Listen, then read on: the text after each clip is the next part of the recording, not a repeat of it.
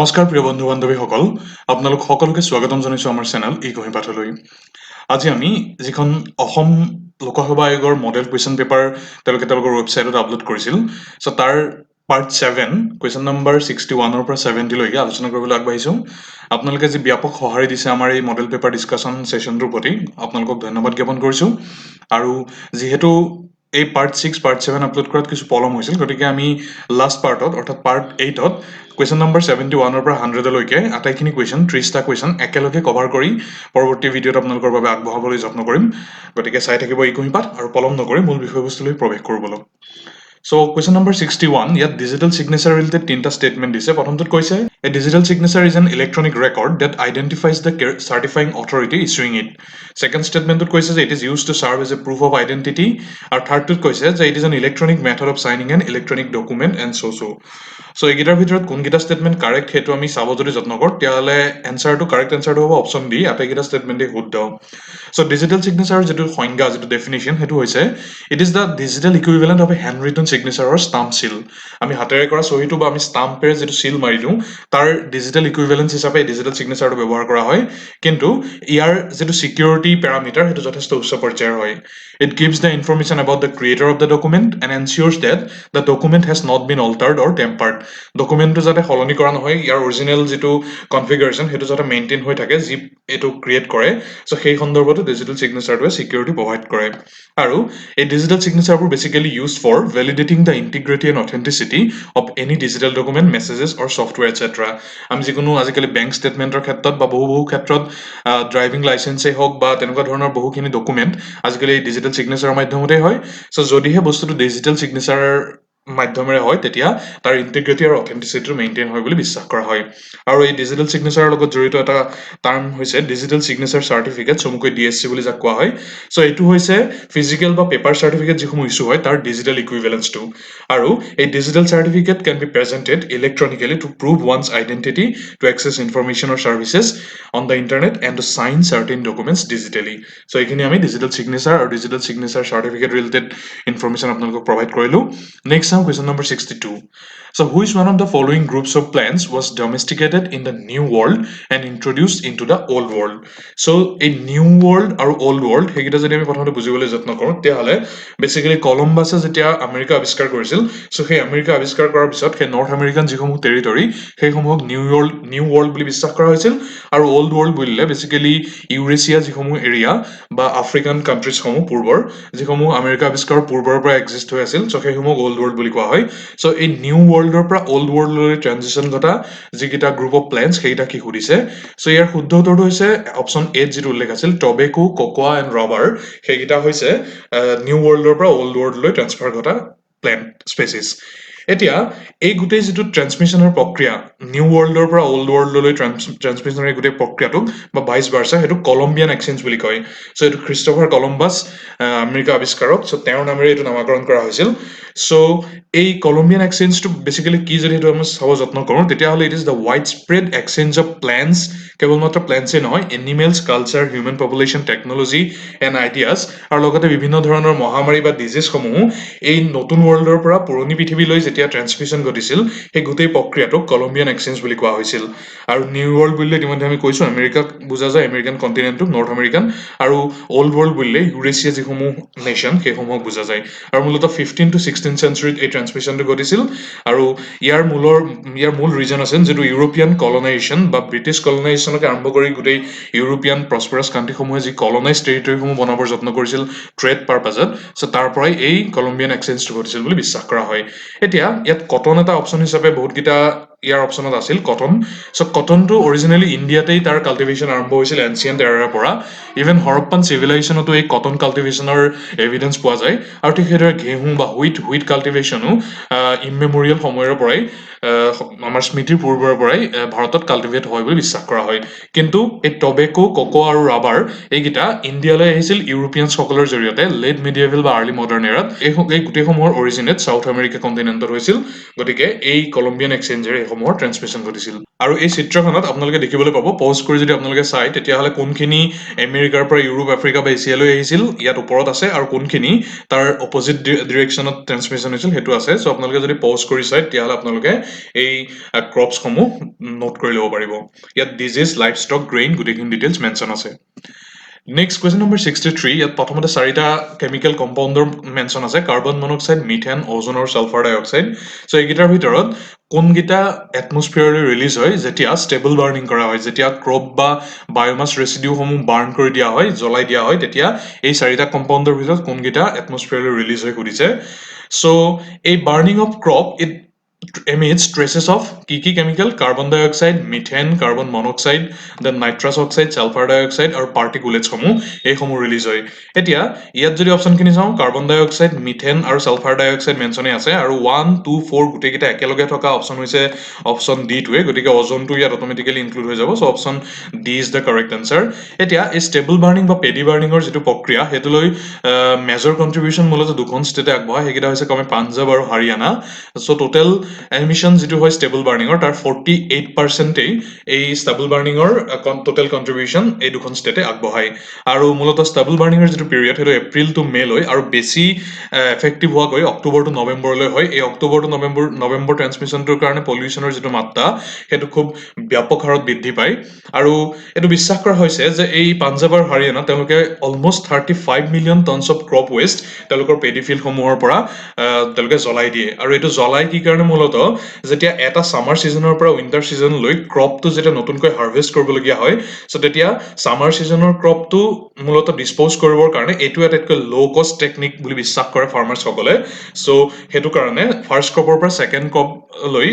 First crop harvest কৰাৰ পৰা second crop শো কৰা লৈ তাৰ মাজৰ সময়খিনিত এই ষ্টেবল বাৰ্নিঙৰ প্ৰক্ৰিয়াটো খুব ব্যাপক ৰূপত হোৱা দেখা পোৱা যায় আৰু এই পাঞ্জাব আৰু হাৰিয়ানাৰ ষ্টেবল বাৰ্নিঙেই নৰ্থ ৱেষ্ট ইণ্ডিয়াত আৰু স্পেচিফিকেলি দিল্লীৰ যিটো খুব উচ্চ পৰ্যায়ৰ এয়াৰ পলিউশ্যন ইয়াৰ একিউআই যিটো ইণ্ডেক্স সেই একিউআই ইণ্ডেক্সটো অত্যন্ত হাজাৰদাছ ৰূপত যিটো দিল্লীত দেখা পোৱা যায় মূলতঃ নৰ্থ ৱেষ্ট ইণ্ডিয়াৰ স্থিতিসমূহত সেইটো এই ষ্টেবল বাৰ্নিঙকে তাৰ মেইন ৰিজন হিচাপে স্পেচিফাই কৰা যায় নেক্সট কুৱেশ্যন নম্বৰ 64 ইয়াত সুধিছে যে ক্লাউডি নাইট যেতিয়া ডাৱৰীয়া নিশা হয় ডাৱৰীয়া নিশাত ডিউ ড্ৰপছসমূহ কিয় ফৰ্ম নহয় সো বেসিক্যালি ডিউ ড্ৰপছসমূহ কিয় ফৰ্ম নহয় হেতুৰ কাৰণে প্ৰথমতে ডিউ ড্ৰপ কিয় ফৰ্ম হয় হেতু আমি জানি ল'ব লাগিব so dew drops are basically form due to condensation of water vapours বায়ুমণ্ডলত যিসমূহ ৱাটাৰ ভেপৰ্ছ থাকে যাক আমি মইশ্চাৰ বা হিউমিডিটি বুলি কওঁ সেইসমূহৰ কনডেন্স যেতিয়া হয় তেতিয়া তাক ডিউ ড্ৰপছলৈ কনভাৰ্ট হৈছে বুলি কোৱা হয় এতিয়া যেতিয়া হট এয়াৰ থাকে সেই হট এয়াৰে বেছি সংখ্যক মইশ্চাৰ কন্টেইন কৰি ৰাখে কম্পেয়াৰ্ড টু কোল্ড এয়াৰ এটা যেতিয়া নিশা হয় তেতিয়া নিশা হট এয়াৰটোৱে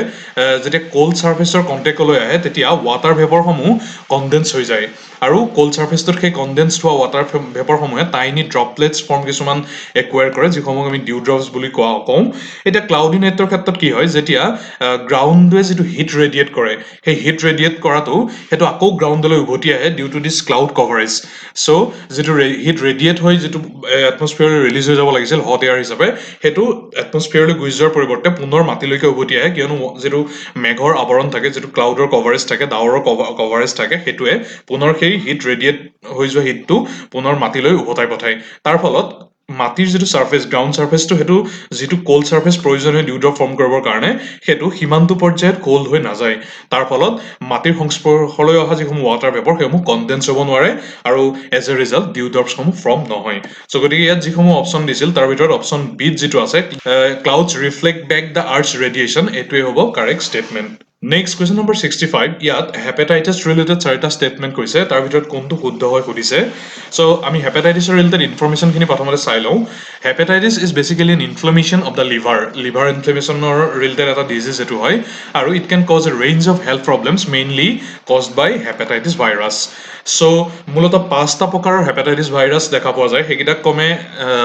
টাৰ্মিনলজিটো সিহঁতৰ এলফাবেটিকেল টাৰ্মিনলজি ৰখা হৈছে A B C D and E ইয়াৰে টাইপ এ বি চি এইকেইটা আটাইতকৈ কমন টাইপৰ হয় আৰু আটাইতকৈ ডেঞ্জাৰাছ যিটো ফৰ্ম সেইটো বি আৰু চি বুলি বিশ্বাস কৰা হয় কিয়নো hepatitis B and C leads to chronic diseases এতিয়া ভেকচিন এই হেপাটাইটিছৰ related vaccine development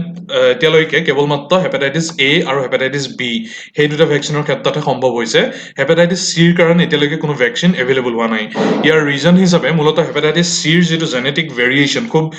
frequently hepatitis C ভাইৰাছটোৱে তাৰ জিনমিক ছিকুৱেঞ্চটো চেঞ্জ কৰি থাকে চ' তাৰ ফলশ্ৰুতিত ষ্টেবল এটা ভেকচিন ফৰ্ম কৰাটো অত্যন্ত এটা খুব চেলেঞ্জিং টাস্ক হৈ পৰিছে hepatitis C related medicine available আছে এতিয়ালৈকে ভেকচিন ডেভেলপ হোৱা নাই হেপাটাইটিছ এ আৰু বিৰ ক্ষেত্ৰত ভেকচিন আছে আৰু হেপাটাইটিছ বি হৈছে it is the only sexually transmitted disease that has a safe and effective vaccine এটা ছেক্সুৱেলি ট্ৰান্সমিটেড ডিজিজ মূলতঃ ভেৰিয়াছ ছেক্সুৱেল এক্টিভিটিজৰ থ্ৰুৱেদি হেপাটাইটিছ বি ট্ৰান্সমিট হ'ব পাৰে হেপাটাইটিছ বি ট্ৰান্সমিশ্যন মূলতঃ বডি ফ্লুইডছসমূহৰ জৰিয়তে হয় ফৰ এক্সাম্পল আমাৰ চুৱেট বা চিমেণ্ট তেনেকুৱা ধৰণৰ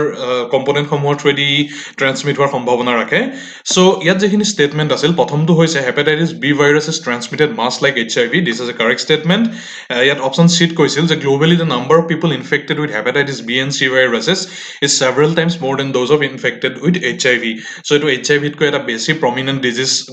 গ্ল'বেল লেভেলত চ' এইটো ষ্টেটমেণ্টটো কাৰেক্ট আৰু ষ্টেটমেণ্ট ডিত কৈছিল যে some of those infected with hepatitis B and C viruses do not show the symptoms for many years চ' এইটো শুদ্ধ হয় অৰিজিনেলি ইনফেকশ্যন হোৱাৰ পিছত বহু দীঘলীয়া সময়লৈকে তাৰ চিমটমছসমূহ প্ৰকাশ নকৰিব পাৰে চ' এইটো কাৰেক্ট ষ্টেটমেণ্ট ইয়াত যিটো অপশ্যন বি আছিল hepatitis B unlike hepatitis C does not have a vaccine এইটো আচলতে শুদ্ধ নহয় ইয়াৰ অপজিট ষ্টেটমেণ্টটোহে শুদ্ধ আচলতে হেপাটাইটিছ বিৰ ভেকচিন আছে হেপাটাইটিছ চিৰহে ভেকচিন নাই so' option B will be the correct statement here next question number 66 so' question number 66ৰ পৰা 100লৈকে এইখিনি মূলতঃ নৰ্থ ইষ্ট আৰু অসম ৰিলেটেড কুৱেশ্যন ইতিমধ্যে 33% বা তেনেকুৱা ধৰণৰ এমাউণ্টৰ কুৱেশ্যন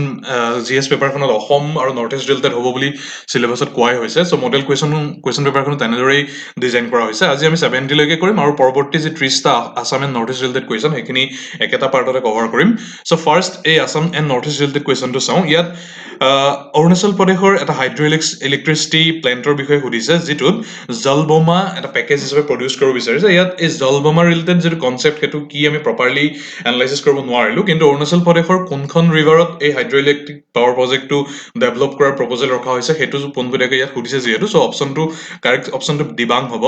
চ' এই দিবাং নদীৰ ওপৰতে NHPC লিমিটেডে দিবাং পাৱাৰ প্ৰজেক্টটো কনষ্ট্ৰাক্ট কৰাৰ প্লেন চলি আছে আৰু এইটো অৰুণাচলৰ যি লোৱাৰ দিবাং ভেলীৰ লোৱাৰ পৰ্চনটোত এইটো ডেভেলপ কৰাৰ প্লেন কৰা হৈছে চ' ইয়াৰ যিটো প্ৰপ'জড কেপাচিটি সেইটো 2880 মেগাৱাট ফিক্স কৰা হৈছে and it will make this project as India's largest hydro power venture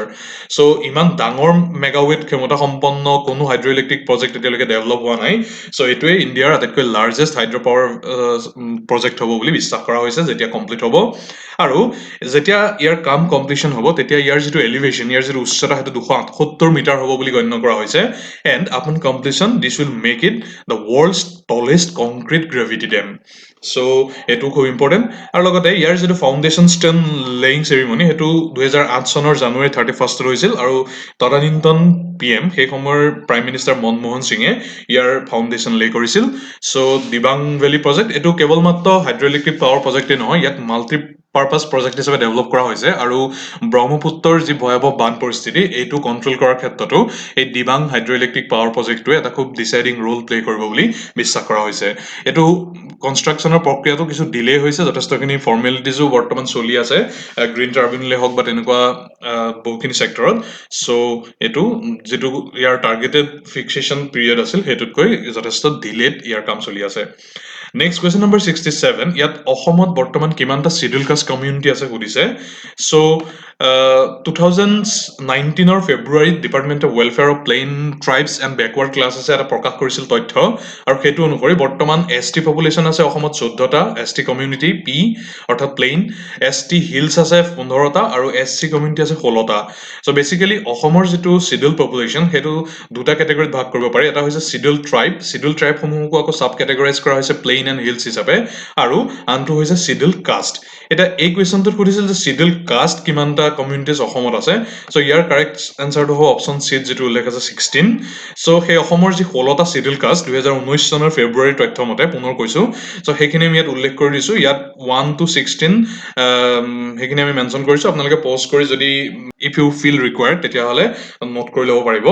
আৰু যদি ডিষ্ট্ৰিক্ট ৱাইজ SC কনচেনট্ৰেশ্যন আমি চাওঁ চিডিউল কাষ্ট কনচেনট্ৰেশ্যন তেতিয়াহ'লে আটাইতকৈ বেছি এছচি পপুলেশ্যন থকা ডিষ্ট্ৰিক্টখন হৈছে Cachar, followed by Karimganj, Morigaon, Hailakandi and Bongaigaon respectively. আৰু এই পাঁচখন ডিষ্ট্ৰিক্টতে 10%তকৈ বেছি এছচি পপুলেশ্যন প্ৰত্যেকখন ডিষ্ট্ৰিক্ট ৱাইজ আছে। আৰু অভাৰঅল টোটেল অসমৰ এছচি পপুলেশ্যনৰ 32.4%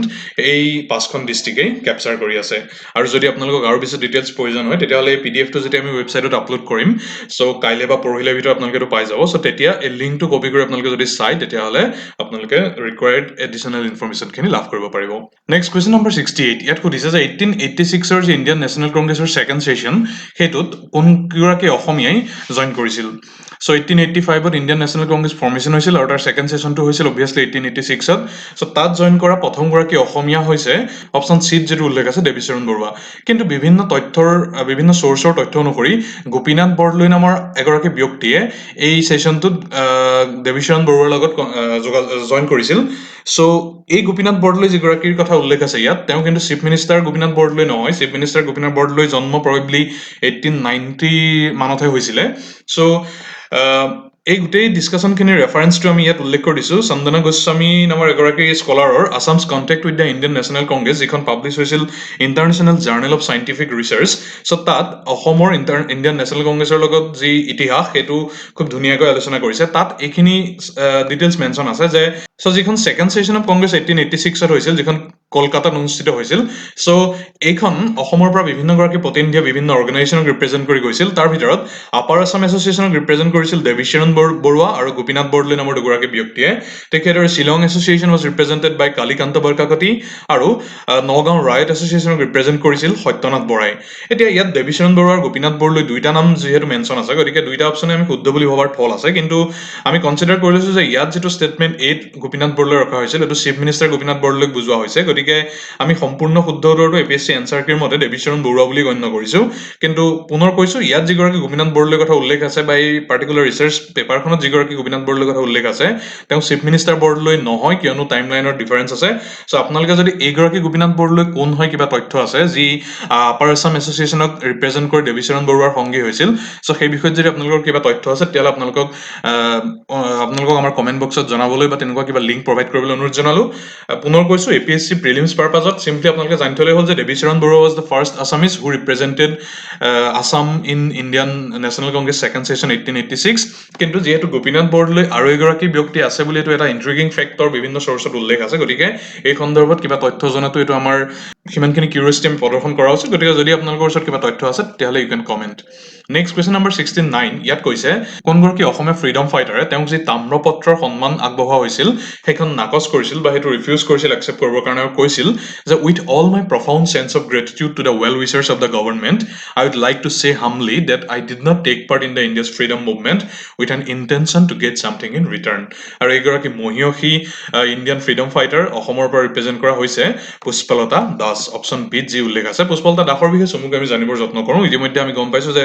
she was N Indian independence activist আৰু এগৰাকী ছ'চিয়েল ৰিফৰ্মাৰ অসমৰ। তেওঁ কুইট ইণ্ডিয়া মুভমেণ্টৰ সময়ত তেওঁ প্ৰথমতে মুম্বাইত কৰ্মৰত আছিল কেইবছৰৰ কাৰণে। চ' তাৰ পৰা তেওঁ উভতি আহিছিল। অমীয় কুমাৰ দাস তেখেতৰ স্বামী, অমীয় কুমাৰ দাসক বিয়া কৰাইছিল 1942তে। আৰু তাৰপিছত তেওঁ দুটা অৰ্গেনাইজেশ্যন ফৰ্ম কৰিছিল, ক্ৰমে শান্তি বাহিনী আৰু মৃত্যু বাহিনী বুলি। আৰু সেই দুটা বাহিনীৰ জৰিয়তে মূলতঃ নাৰীসকলক স্বাধীনতা সংগ্ৰামৰ এই ফাইনেল যিখন fight quit India movement Bharat ত্যাগ আন্দোলনৰ লগত জড়িত কৰোৱাৰ তেওঁ প্ৰয়াস কৰিছিল। আৰু মহিয়সী অসমীয়া স্বাধীনতা সংগ্ৰামী কনকলতা বৰুৱা, যি অসমৰ স্বাধীনতা সংগ্ৰামৰ ইতিহাসত যাৰ নাম সোণালী আখৰে লিপিবদ্ধ হৈ থাকিব, সেই কনকলতা বৰুৱাও এই মৃত্যু বাহিনীৰ এগৰাকী সদস্যৰূপে গহপুৰ থানাত পতাকা উত্তোলনৰ কাৰ্যসূচী তাত ভাগ লৈছিল। পুষ্পলতা দাসে স্বাধীনতা সংগ্ৰামৰ সমান্তৰালভাৱে Kasturba Gandhi national memorial trust আৰু খাদী এণ্ড ভিলেজ ইণ্ডাষ্ট্ৰী কমিশ্যনৰো তেওঁ চেয়াৰপাৰ্চন ৰূপে তেওঁ কাম কৰিছিল। এই কস্তুৰবা গান্ধী নেশ্যনেল মেমৰিয়েল ট্ৰাষ্টৰ অসম চেপ্টাৰটোৰ তেওঁ চেয়াৰপাৰ্চন আছিল। আৰু কস্তুৰবা গান্ধী মেমৰিয়েল ট্ৰাষ্টটো এইটো ফৰ্ম কৰিছিল মহাত্মা গান্ধীয়ে তেওঁৰ পত্নীৰ স্মৃতিত। আৰু এই পাৰ্টিকুলাৰ ট্ৰাষ্টটোৰ কামতেই 1946ত শেষবাৰৰ বাবে মহাত্মা গান্ধীয়ে অসমলৈ ভ্ৰমণ কৰিছিল। ইয়াৰ উপৰি স্বাধীনতাৰ পৰৱৰ্তী সময়ত পুষ্পলতা দাসে তেওঁ ৰাজ্যসভাৰ মেম্বাৰ লগতে আছাম লেজিছলেটিভ এছেম্বলি অৰ্থাৎ MLA পদতো তেওঁ অধিষ্ঠিত হৈছিল। আৰু অমীয় কুমাৰ দাসৰ লগত জড়িত এটা ইণ্টাৰেষ্টিং ফেক্ট হৈছে, তেওঁ হৈছে সেইগৰাকী ব্যক্তি যি মহাত্মা গান্ধীৰ আত্মজীৱনী the story of my experiments with truth, মোৰ সত্য অন্বেষণৰ কাহিনী, সেইখন অসমীয়ালৈ ট্ৰেন্সলেট কৰিছিল প্ৰথমগৰাকী ব্যক্তিৰূপে। আৰু পুষ্পলতা দাসক 1999 চনত তৃতীয় সৰ্বোচ্চ অসামৰিক সন্মান পদ্মভূষণেৰে তেওঁক সন্মানিত কৰা হৈছিল। আৰু আজিৰ এই কুৱেশ্যনটোৰ লাষ্ট পাৰ্টলৈ আমি যাওঁ নেশ্যনেল হাইৱেটোৰ বিষয়ে সুধিছে যিটোৱে নগাঁৱৰ পৰা ডিমাপুৰলৈকে কাৰ্বি আংলং ডিষ্ট্ৰিক্টৰ থ্ৰুৱেদি কানেক্ট কৰে আৰু ইয়াৰ শুদ্ধ উত্তৰটো হৈছে অপশ্যন চি NH39 এই পাৰ্টিকুলাৰ চিত্ৰখনত 38 NH আৰু 39 NH এই দুটাৰ কানেকশ্যন পইণ্টকেইটা আমি দেখাইছোঁ চ' বৰ্তমান যি public works department building and national highway so' তেওঁলোকৰ তথ্য অনুসৰি তেওঁলোকৰ ৱেবছাইটত উপলব্ধ তথ্য অনুসৰি অসমৰ মাজেৰে বৰ্তমান 39টা নেশ্যনেল হাইৱে পাছ কৰিছে আৰু তাৰ ভিতৰত অভাৰঅল টোটেল লেংথটো আছে প্ৰায় ৩,৯০০ কিলোমিটাৰ ইয়াৰ যিটো নেশ্যনেল হাইৱে 38 সেইটোৱে মাকুম আৰু লিখাপানী এই দুটা অঞ্চল কানেক্ট কৰি আছে এই পাৰ্টিকুলাৰ ৰুটটোত আছে চ' এইটো আপোনালোকে দেখিছে আৰু এই পাৰ্টিকুলাৰ কুৱেশ্যনটোত যিটো নেশ্যনেল হাইৱেৰ কথা সুধিছিল সেইটো নেশ্যনেল হাইৱে 39 যিটোৱে নুমলীগড়ৰ পৰা ম্যানমাৰ সীমান্তলৈকে বিভিন্ন গোলাঘাট গৰমপানী বৰপথাৰ বোকাজান ডিমাপুৰ কহিমা সেনাপতি ইম্ফল আৰু সেইদৰে গৈ গৈ শেষত ম্যানমাৰৰ বৰ্ডাৰলৈকে এই নেশ্যনেল হাইৱে 39এৰে কানেক্ট হৈ আছে so' correct answer is national highway 39 so' ইমানতে আজি আমাৰ এই ভিডিঅ'টোৰ সমাপ্তি ঘটিছে শেষলৈকে চোৱাৰ বাবে আপোনালোকক ধন্যবাদ জ্ঞাপন কৰিলোঁ আৰু এই মডেল পেপাৰখনৰ অন্তিমটো পাৰ্ট 8ত আমি লাষ্ট 30টা কুৱেশ্যন একেলগে কম্বাইন কৰি আপোনালোকৰ বাবে আগবঢ়াম গতিকে চাই থাকিব ই কুঁহিপাত আৰু এইখন পেপাৰ শেষ হোৱাৰ লগে লগে আমি ছেকেণ্ড এখন মডেল পেপাৰ আৰু তাৰ পৰৱৰ্তী সময়ত আমি ই কুঁহিপাতৰ ফালৰ পৰা নিজে মডেল পেপাৰ কিছুমান আপোনালোকৰ বাবে ছেট কৰি আপোনালোকৰ বাবে আগবঢ়াম চ' আশা কৰোঁ আপোনালোক উপকৃত হ'ব চাই থাকিবলৈ নাপাহৰিব ই কুঁহিপাত ধন্যবাদ শুভৰাত্ৰি